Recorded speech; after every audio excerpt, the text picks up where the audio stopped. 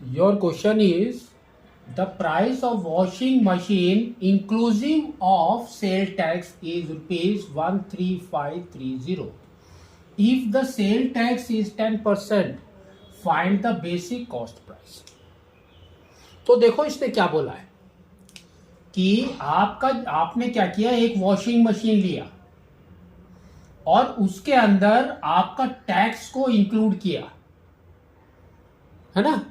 तो ये जो अमाउंट है, this is we can say it's an amount, है ना। इसको अमाउंट बोलेंगे और हम या तो बोलेंगे बिल अमाउंट, ठीक है। तो आपका अमाउंट है ये।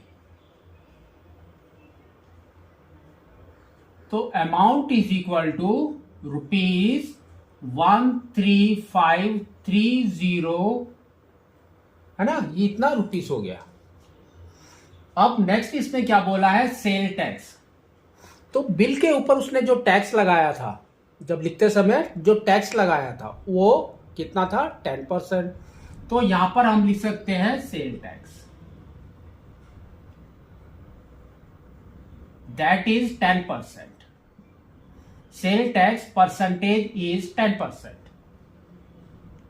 ठीक है। तो देखो इसको कैसे निकालेंगे, तो हमारे पास में एक फॉर्मूला है, क्या है, अमाउंट इज इक्वल टू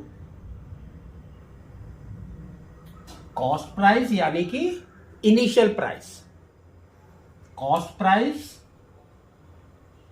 और यहां पर हमारा आएगा 100 प्लस रेट परसेंटेज वाला बाई 100। तो इसके अंदर वैल्यू पुट करो तो देखो क्या आ रहा है। तो A is 13530 is equal to CP हमको निकालना है, कॉस्ट प्राइस जो बेसिक प्राइस था पहले विदाउट टैक्स, वो निकालना है। तो दैट इज CP, यहां पर हो जाएगा 100 प्लस रेट ऑफ इंटरेस्ट कितना लिया है उसने, 10%। तो यहां पर आ जाएगा 10/100। इसको सॉल्व करो तो ये हो गया 13530 is equal to CP into 100 plus 10 is 110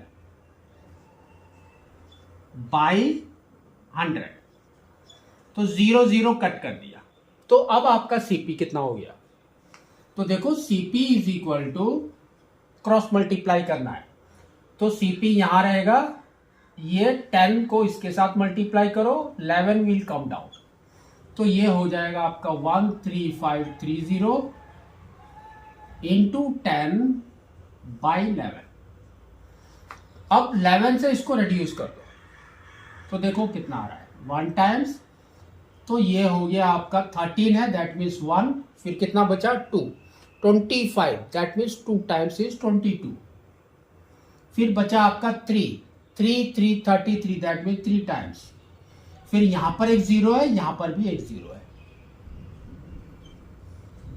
ठीक है। तो कॉस्ट प्राइस इज ₹12300।